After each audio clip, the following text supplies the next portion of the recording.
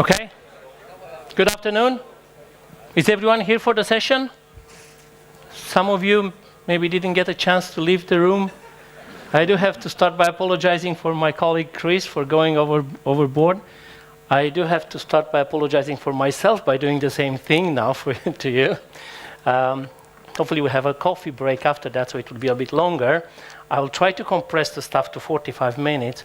However, I have to warn you, this is a 3 hours presentation already compressed to 50 minutes. So let me see how good I will be on that front.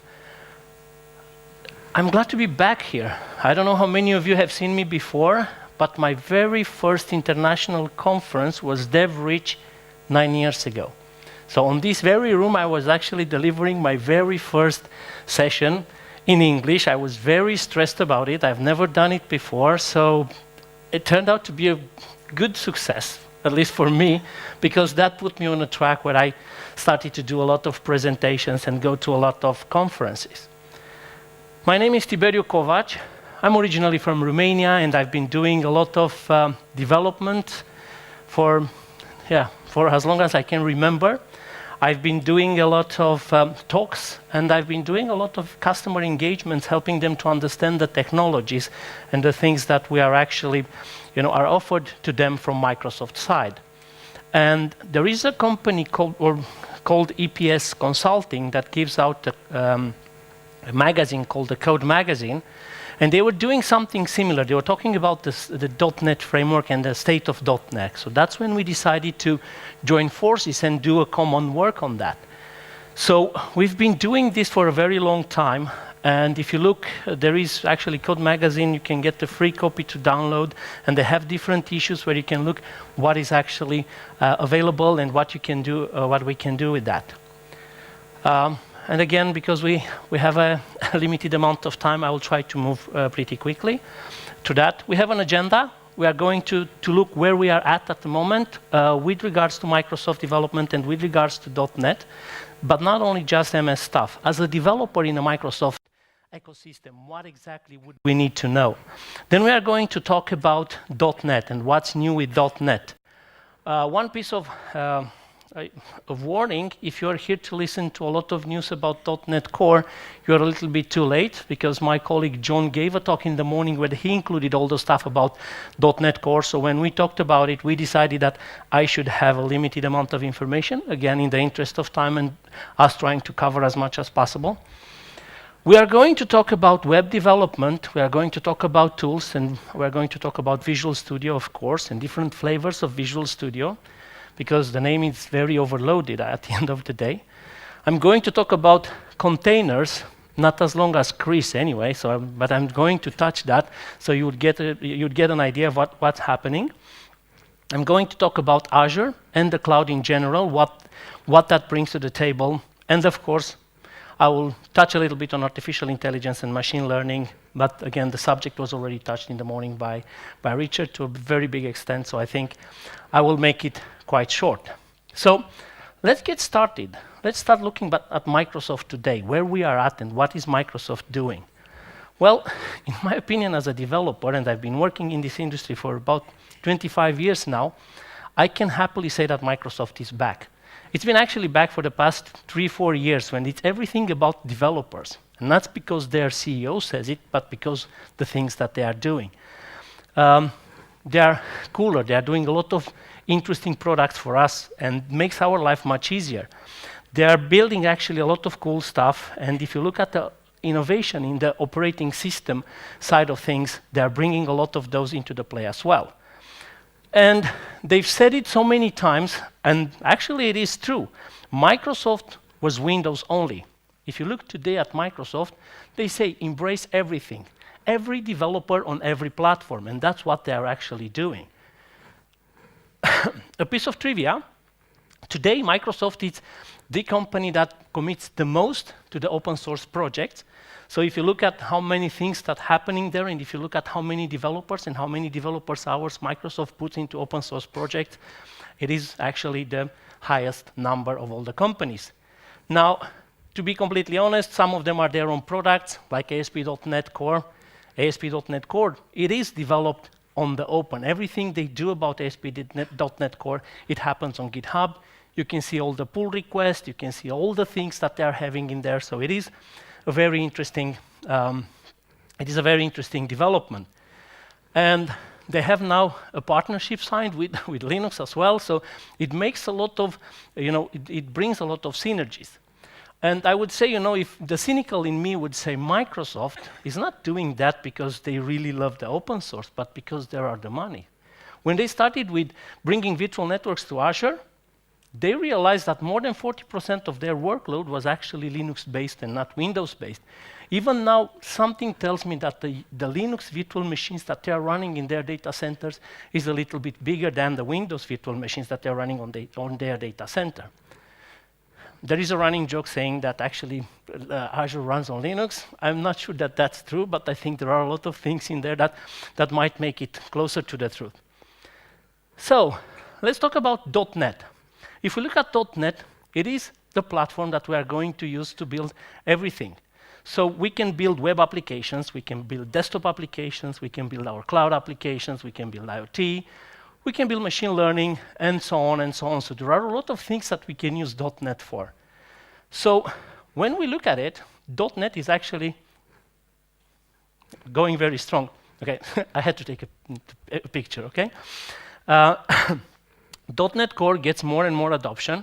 So if you look at how many people are actually downloading there, they have over 1 million new people downloading .NET Core every single month. Now, I don't know how much true it's in that, but if you have a new machine and you need to download a new version of .NET Core, that will count as a new user downloading .NET Core. But at the end of the month, or at the end of the day, I would say this is actually a very big number. So they have a lot of people using .NET today. .NET Framework is not going anywhere. It's still there, and it's still used by a lot of people. The current version, it is 4.72. We have a 4.8 coming very soon.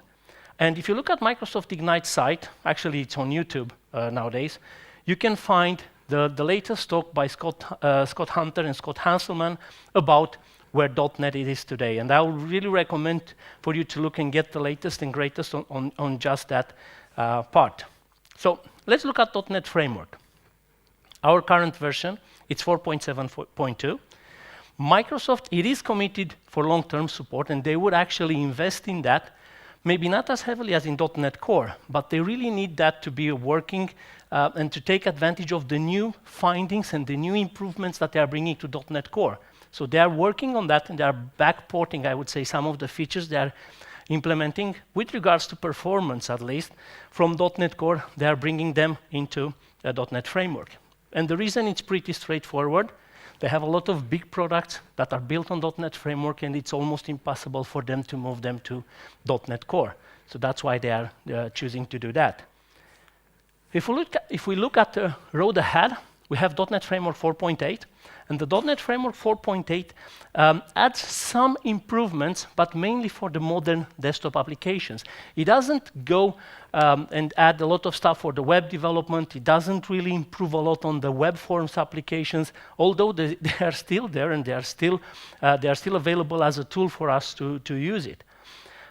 They added a modern browser. So if you want to add, for instance, the possibility to show a web page inside your Windows applications, what you had to do was to install an Internet Explorer 10 or 11 ActiveX control. Now they upgraded that so you can get actually an edge control inside your application. They improved the high DPI resolutions as well, because that was one of another problem. It's very easy to do a HD application with WinForms and WPF, but when it comes to 4K, it became a little bit more problematic. And when we went to do an 8K application, it became even more impossible to actually scale it and make it look nice on a Windows machine. Then we have .NET Core. So .NET Core is actually a completely rewrite of the .NET runtime. And it all started as a simple project that ASP.NET team started to play with. They came to the conclusion that ASP.NET was very, very big. So they needed something much smaller. So they start doing that work, and they worked on the ASP.NET Core. They start showing around, and they got a lot of improvements with regards to speed and performance in the ASP.NET applications. And they had a very good reason, a very economic reason to do that, because they needed to run it on Azure. So the more you overload your machines, the more you have to pay for the electricity, the least you can actually add on the same machine to run as applications and sell them to the customers. So the smaller footprint, the better performance, the more money you can make. So they had a very, very good reason for doing that.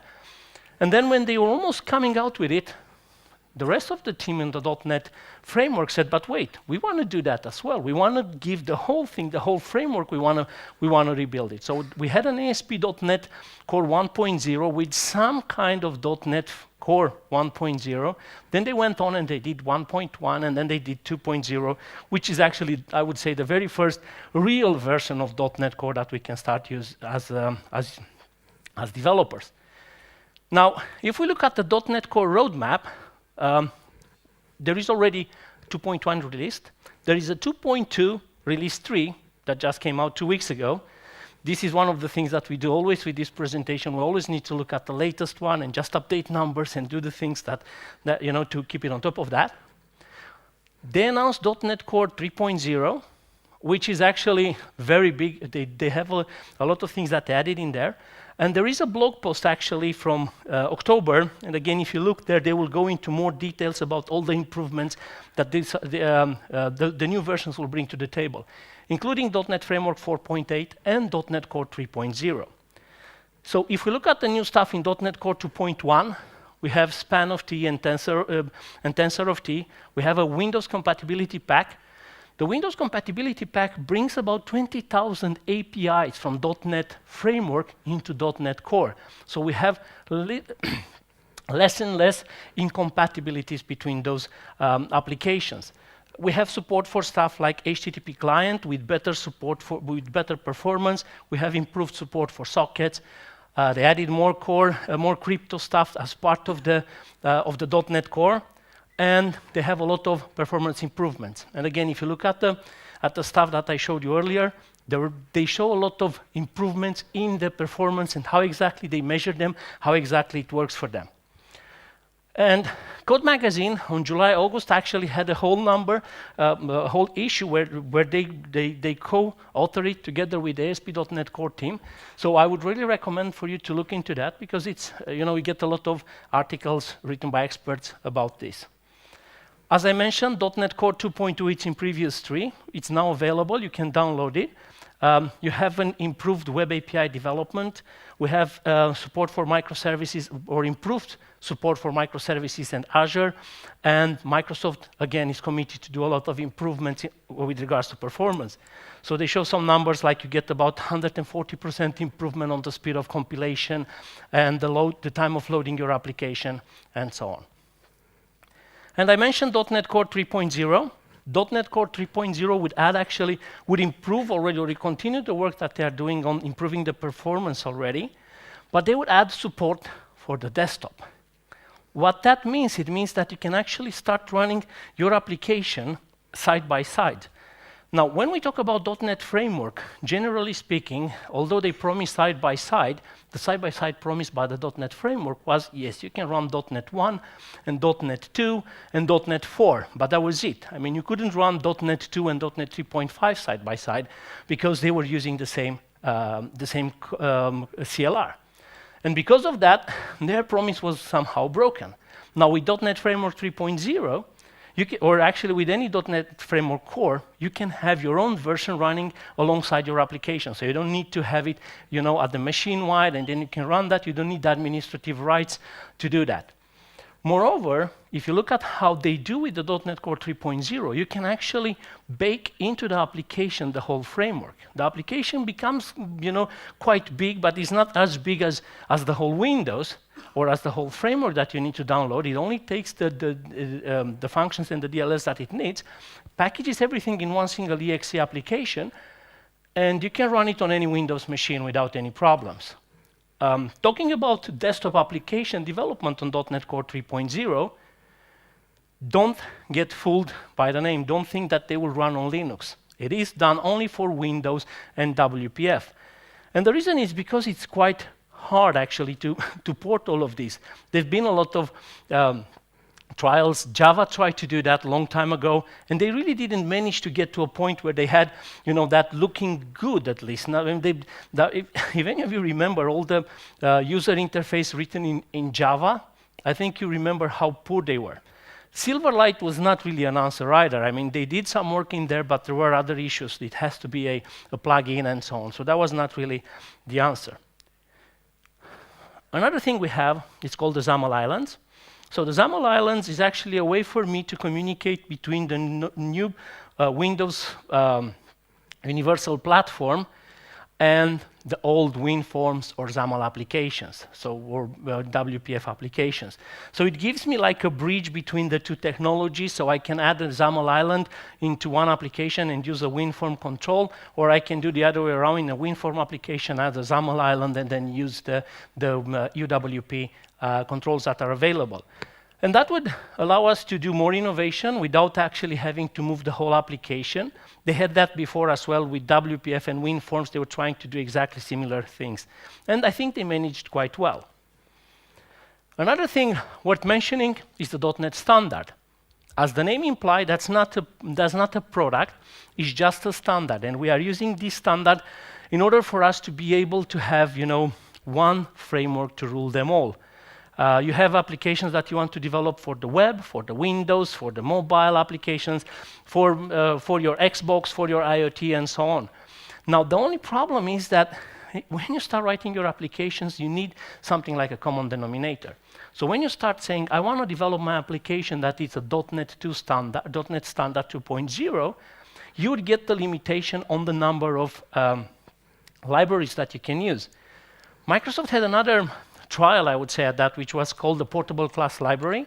The problem with the Portable Class Library, it became actually way too specialized for every single device you had to use. It was nothing portable about it at the end of the day.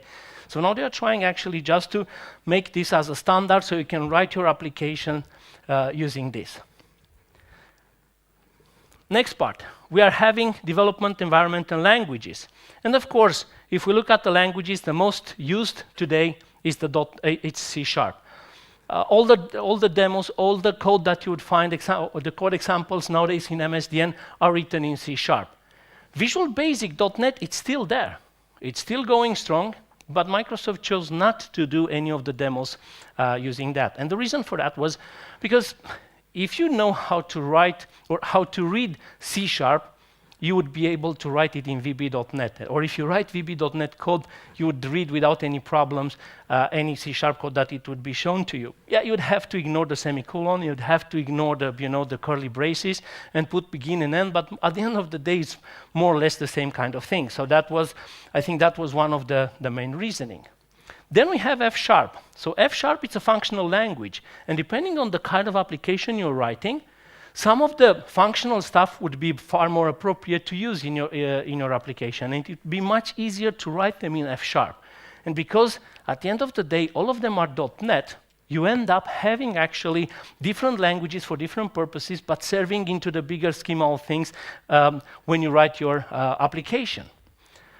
And then, of course, those are on the back end. There are many other languages, but I think there is those languages are the ones that have a very bright future within that ecosystem. Other languages that are very much used are languages like JavaScript. And of course, JavaScript is quite ugly as a language. I say that based on many years of experience. So that's why I love TypeScript, because TypeScript tries to take away this ugliness and try to be the one generating the ugly things for you behind the curtain, so you don't have to deal with them. And of course, TypeScript, it's, I would say, managed in a way by Microsoft. They are writing that, but it's again an open source project, and they are developing TypeScript using TypeScript. So it makes a lot of, they learn a lot out of it, and they add a lot of features based on what they feel is necessary. The very point of TypeScript was to ease the enterprise development, or enterprise developers should have an easier time developing applications for the front end without having to hassle with JavaScript. If you start writing big applications in JavaScript, it's unmanageable. It's not close to, it is unmanageable, that's for sure. And then, of course, we have Python, we have R. Those are languages mainly used for people working into the data science part of the fence. So they will use this as a way for us to be able to, to create all kind of data models, to train them, and to be able to add machine learning capabilities to our application. Of course, the tool of choice is Visual Studio 2017. And I can tell you that the very first version of the Visual family of products I used was Visual C++ 1.5. That was back in 1994. I am that old. But the thing is this, nothing changed UI-wise, or the way as a developer I work, and the familiarity with the tool for me, it's still the same after 25 years. There is no, there are a lot of improvements, don't get me wrong, but they kept the same way of thinking. It is truly an integrated development environment. You really don't need to get out of it in order to be able to do your daily job. You can do everything from developing, or actually architecting your application, if we start there, to developing it, to testing it, to deploy it, to debug it, to everything that you might need to do. Now, the greatest version that we have at the moment, it is called Visual Studio 15.8. So this is actually the first version, 1.5, that I was using back 25 years ago, grew version number by version number, not by years and so on. So 15.8 actually adds some stuff like multi-caret editing, faster Git branch switching, and faster unit testing execution, and adds support for the last version of TypeScript, which is 3.0. Now, there are different versions. One of them that is completely free and you can start use today without any problem is Visual Studio for Community, as long as you are not working on an enterprise. If you are working on an enterprise and you are creating production-grade applications, Microsoft recommends to go to other versions like Professional or like Enterprise. Professional and Enterprise add support for MSDN, where you get an integrated, you don't pay for the application, you pay for a subscription, and then based on that subscription, you get access to a lot of operating systems, a lot of tools, and a lot of things that Microsoft is developing, and you can download them and use them inside your application. And of course, another one in this family is Visual Studio Code. Again, has nothing to do with Visual Studio except the familiarity, and then a lot of things that you would see in there that look very much alike. And Microsoft, started to do that, or started to introduce that as a response to Atom. We were using Atom before, and other tools, that were available on the market to do code editing. And when they choose to do that, they choose to do it as an open source project. Actually, they had it as a plugin inside Azure. So if you want to do some editing of your website inside Azure, you could use this, slimmed down version of Visual Studio Code, which then they took out, they put it inside an Electron scale, and then started to work on that. And that's what becomes of it. It is a very simple application. At the end of the day, it's just I would say, it's just a glorified text editor. But the nice part of it, it has support for a plugin, for an open plugin model. And there are so many plugins that it doesn't look like a glorified text editor at the end of the day. You have support for C# and C# projects. It has a lot of AI that they are using internally just to detect the kind of things that you might want to do or that you're already doing with Visual Studio Code. So stuff like, I'm starting to edit now a C# file, it will tell me, it looks to me like you're using C#. Would you like me to add the extension for C#? Or you are doing stuff with PowerShell. It looks to me like you're doing PowerShell stuff. Would you want me to add for you the PowerShell support so you can edit and test and do all the things straight from Visual Studio.code? So it is very, very important. And then we have Xamarin. Of course, Xamarin, if we look at it, it is the old mono that Microsoft ditched at the beginning, and then they decided it's time to buy it, like after 10 years they've been on the market. And it's used to create platform-independent application.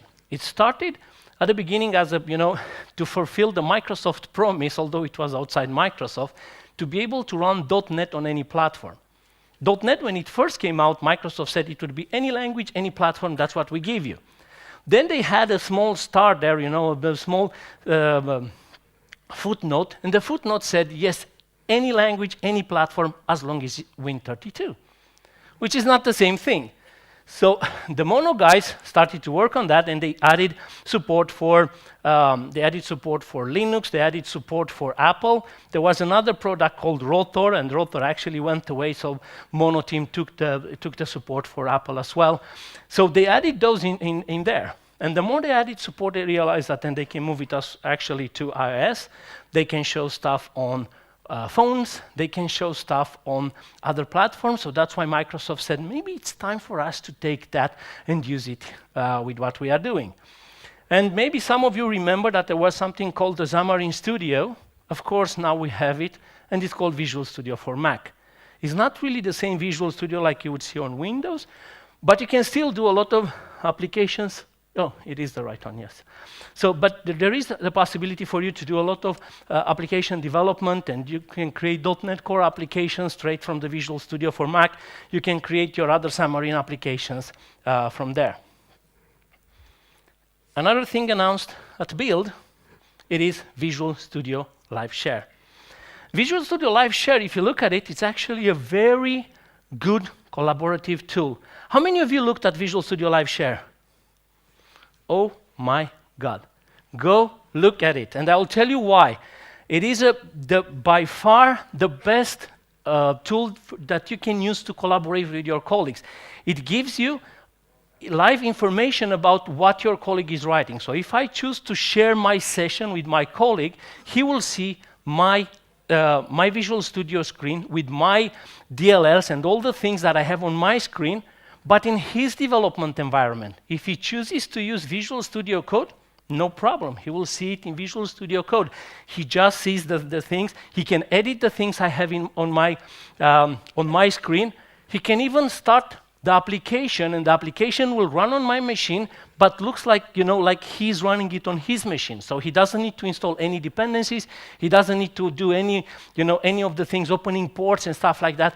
It's working out of the box by this. So I really recommend having a look at it, because it is very powerful, especially people doing XP and people working remotely. I think that's one of the best tools that you could add to your Visual Studio in order to work with that. Next one, it's web development. If we look at the web development today, there are a lot of things. So as a general overview, we have ASP.NET. And ASP.NET, we are using it for the server-side development. But now, let's be honest, how much server-side development do we really need for our application? It's not that much. And then we have the HTML5 that needs to be used for client-side development. And it's not a long time ago that when I used to do development, I was only working on the server side. So the server was doing all the rendering for the client and just sending HTML so the client could actually interact with the application. But this is not really the best way, I would say, to use the resources on the server side. So using or moving stuff to the HTML part of things would make life much easier. That's the theory, okay? Let's see, what's the practice then?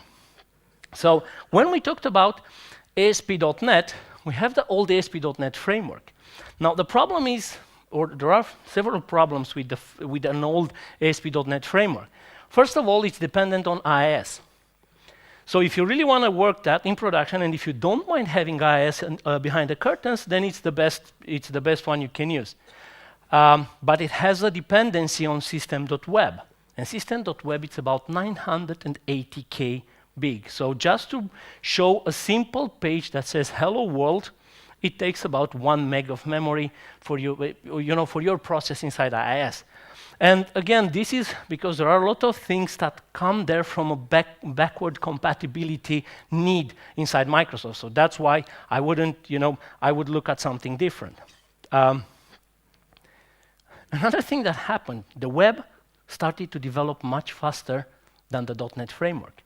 So there were a lot of things added to the .NET framework that the web was actually, or to the web and the web standards, that .NET framework had a problem coping with that and still keeping the application, still keeping the backward compatibility. There is a requirement for the full .NET framework. So if you use an application, a .NET framework application, you cannot use the .NET Core, you cannot use the slimmed down version of .NET framework. So again, it's not cloud friendly, and it requires a lot of resources for the web, from the web's standpoint. and it's very hard to optimize. And again, asking the same question, how much server-side do you really need? Not really, or there are a lot of things that you're adding there just to make the UI much nicer for the user. So that's what we got ASP.NET Core. It is a complete rewrite, and I think that was one of the best ideas Microsoft had, since the sliced bread. They would said, instead of us trying to reuse the stuff that we have in place, I would rather go in here, and start from a clean slate. What do we want to achieve? That was actually a very bold move from Scott Guthrie's side. It is modular, and it's not dependent on any platform. When they did that, they made it run on Linux, they made it run on Windows, they made it run on Apple without any problems. And the features you need are by a pick and choose kind of thing. So you don't have to add everything up front. Just when you need a certain feature, you add it. So you don't end up having a 980K from the get-go. Of course, you can add them all if you really want, and then you end up in the same problem. But most of the time, you won't need them. And it was better suited for the cloud operation. Another improvement was the addition of MVC core. So when Web API came to life, was not part of the web team, was part of the Windows Communication Foundation team. Because Microsoft thought this one is something that has to do with communicating between different processes. So why would we go and add that into the web kind of things? So they really didn't, I don't think they really understood at the beginning what a web API was all about or what the REST thinking was all about. But the more they developed, the more they understood that there is a difference between them and between the WCF and web API. So they start moving that into the web development side of things. But then for the longest time, we had actually the same, we had an API controller and a controller. And of course, from the controller, you can actually return JSON, which would mimic the web API functionality, but the API controller wouldn't return that. And then you would have to remember to choose the right one from the very beginning and so on and so on. So what Microsoft did instead, they said, maybe we should actually put them together. And we have only one controller base class. And based on what the user needs, we can give him a UI. We can give him actually a simple API or data that he needs, not the whole thing. So if we look at the ASP.NET Core stack, we have the operating system. We have the host. And the host can be IIS or can be self-hosted. It's our choice how we want to do that. Do we do it in a simple application? Do we do it in a container? But we are not connected to IIS, or we are not bound to IIS anymore. And then we can run our .NET Core application or ASP.NET Core application either on top of the CLR, the .NET CLR, or on top of the .NET Core CLR. So it is completely compatible. Now, when we look at the applications, ASP.NET Core can use any of the runtimes, but the .NET .NET or ASP.NET applications run only on the full .NET framework. You can run a .NET Core application on Windows, on Mac, and on Linux. And now another thing, when you write your web application, you can actually go and run it on an ASP.NET Core version. I would really recommend for you to do that for one simple reason. Then you can run your application in a much smaller container. You can run your application on a Linux virtual machine that, again, takes much less of your resources, especially if you want to run it on a cloud or on Hyper-V or whatever virtualization technology you want to use. And again, .NET Core Runtime is just a subset of the full .NET Runtime. But if we look at the full .NET framework, there are a lot of features that Microsoft will still support. And there, of course, they want to improve some of them, but they are not adding so much effort as they add into .NET Core. It's not something that they will retire either. Now, in complete honesty, I have customers that are still using VB6 applications with the classic ASP. So I don't think ASP.NET would disappear anytime soon from the landscape of all the applications. But that's the server side. On the client side, of course, we have HTML5. And inside the HTML5, we have something called the battle of the frameworks. I think every day there is a new JavaScript framework trying to get our attention, trying to convince us that they are better than all the previous ones. However, At the moment, we have about 4 of them: Angular, React, Vue.js, and Aurelia, that are quite important. There might have come some in the meantime, and I apologize for the people using them by not mentioning them, but I'm not really aware of all of them as it is right now. The whole idea behind it is that you can create something called a single-page application. It's not really a single page, but you download as a single page or as a set of resources your application once from the server, and then the whole communication that you do between your application and the server, it's API-based. It's the kind of data that you want to send back and forth.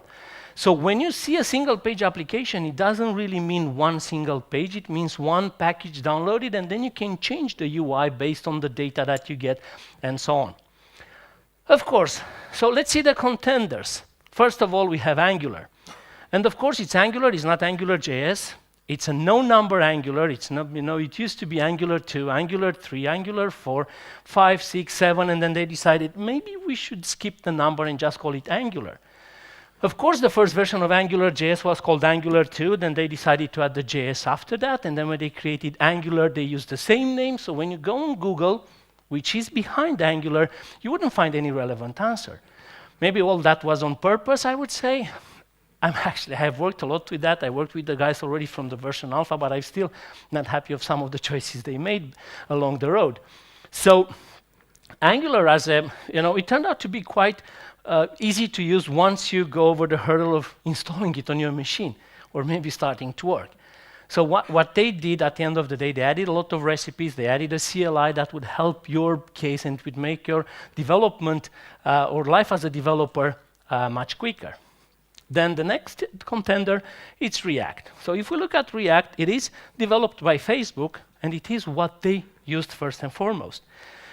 It is a library, it's not a framework, and it's only there for the UI. So the problem I see with React sometimes is that you need to add a lot of other things, like Redux, for instance. And there are many others. I'm assuming that would be useful. Another thing with React is that you really need to have a computer science degree in order to work with it, although a lot of people don't see that.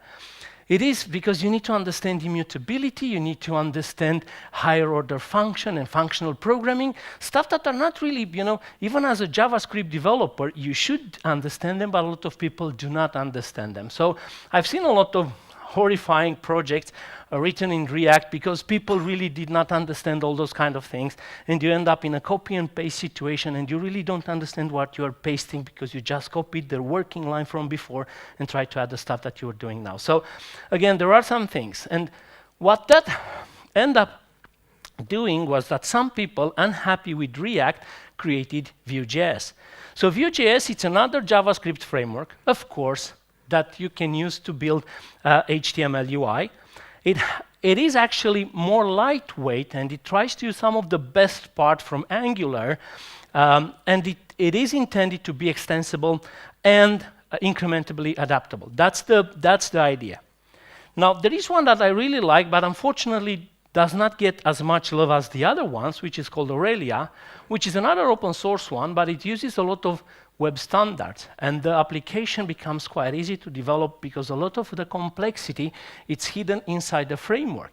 So if you need to do something, you create a view model, and then the view model is actually your code representation or whatever you want to put on the screen, and then you have a view that will work and will do the stuff that you need to show. And all the things are done behind the curtains. You don't need to do a lot of declarative programming like you do or to use a lot of meta programming like you have to do with Angular and so on. So this is on a JavaScript front, but still on the, I would say on the UI front, we have the WebAssembly, which is a new standard that said, you know what, instead of us creating JavaScript, why not compiling and then having something like an EL, like a binary code or a byte code that we can send to the browser, and then the browser can do a lot of things with that. So that's what we got, actually. So it is a standard. It is supposed to change the web. It would add native performance. All the big browsers are behind it, so they really want to do that. So they realize I would say the insanity of trying to solve the same problem using the same solutions every single time and seeing that is not working, and then just going from scratch and doing exactly the same things all over again.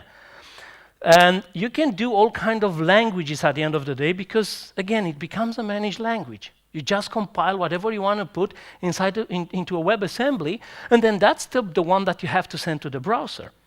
So Microsoft had, .NET Mono being the platform, or being the platform that did all those kind of moving back and forth between platforms. We ended up having .NET Mono on WebAssembly. So .NET Mono on WebAssembly will allow us to build a .NET application, generating a WebAssembly file, and then send it to the web.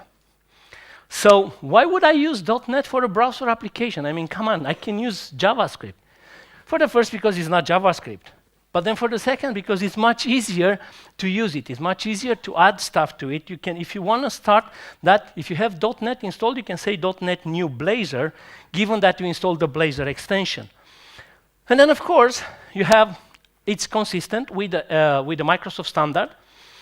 You can use F#, C#, Visual Basic without any problem, even Razor Pages if you choose to do so. You can use Visual Studio, and because you use Visual Studio and it's a .NET based, you get support for IntelliSense, and you can make it actually fast and scalable. You can use .NET Core for the backend services. You can use stuff like IL, tree shaking and trimming just to remove some of the stuff that you really don't need. So what Microsoft introduced is something called Blazor. So Blazor is actually browser plus Razor. That's how they come with the name Blazor. And it's an experimental web UI framework. Actually, not experimental anymore. I just had a discussion with John Galloway. He will do a whole session about that tomorrow. I really recommend you go watch it because it's a very, it's very much information about that and what you can do actually on the client side. And it's not experimental anymore, meaning that Microsoft now is committed to come out with come out with something that would be production ready. They have no time frame for it, but at least they commit resources in form of time and money for that one to get out. Again, if you look at the last issue of Code Magazine, you will find articles about Razor and how it works. And again, go there, codemag.com, and you would be able to download that. Now, the next step, containers. Of course, I don't know if Chris told you that, but in my opinion, containers try to solve a single problem, works on my machine. How? By allowing you to move your machine to production. It gives you isolation or virtualization. So whatever services you were using locally, you would have now to put them in separate containers, and if you can make them work on your machine, then you can move them in production, and in theory they should work.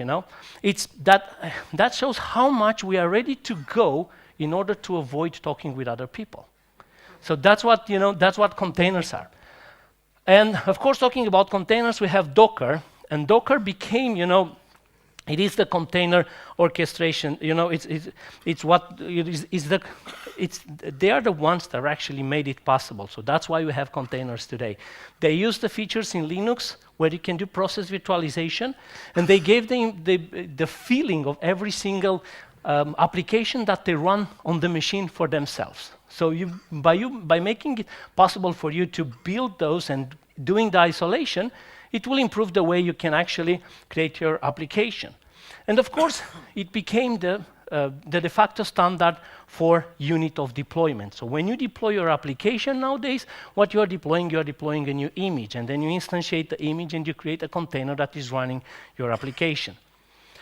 And of course, one addition to that is Kubernetes. So Kubernetes is as an orchestrator. Again, to add to the discussion that Chris, or to the Chris sessions from before, you need someone to orchestrate your application, to orchestrate how you create different containers, how the containers discuss with each other, what exactly do you need. So you need something like this.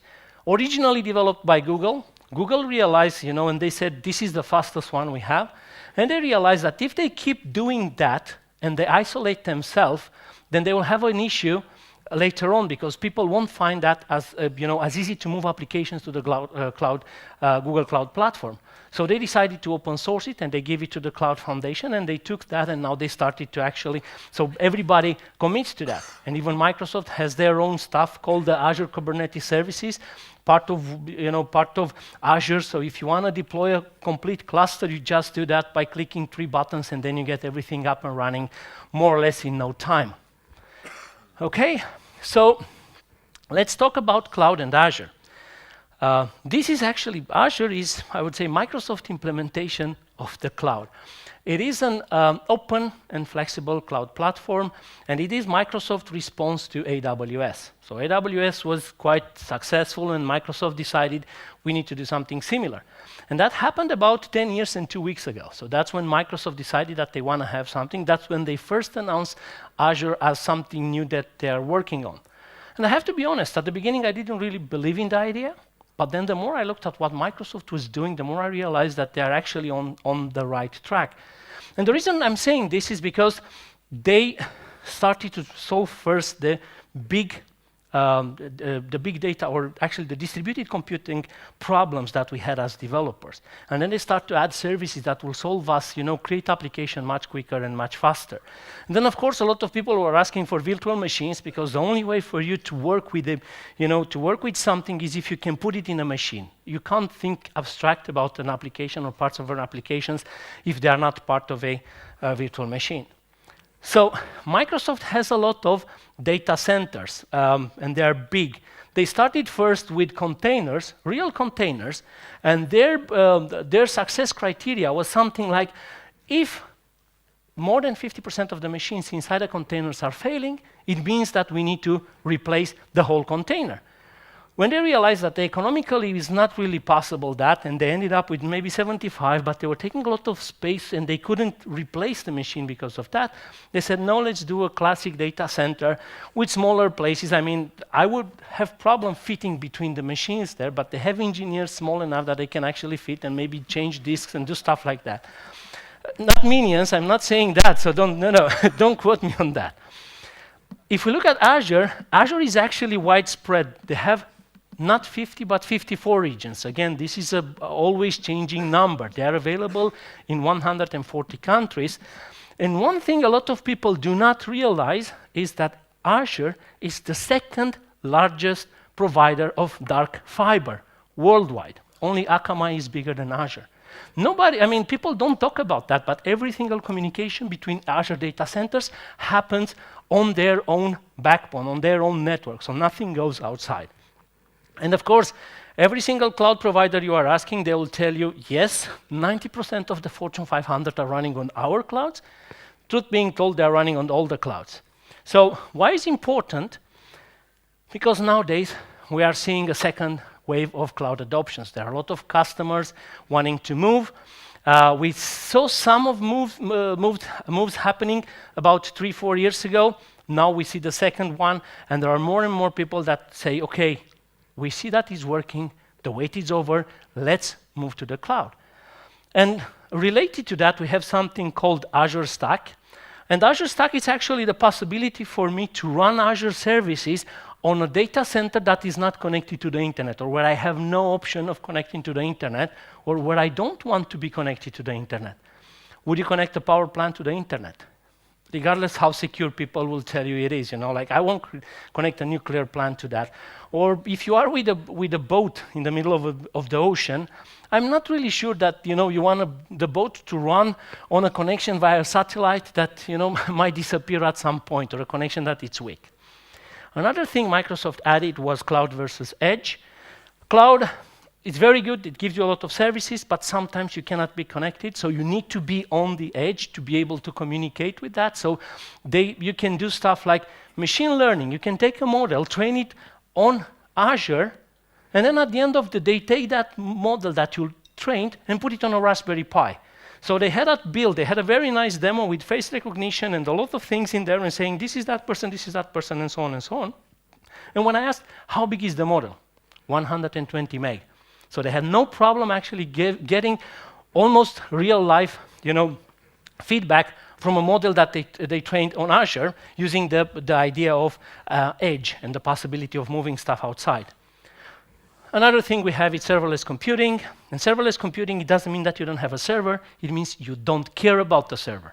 So those are actually the functions that you would like to run inside your, inside the data center. And what you say, this is the piece of code I have, and please with that go and run my application, whenever you see possible, whenever I'm asking you to do it. And what I'm paying, I'm not paying for the virtual machine, I'm paying for the cycles that I'm using from that particular machine. I will touch Cosmos DB, which is actually a globally distributed database application. Microsoft is the very first one to do it. They did it from the ground up to be able to run on the cloud.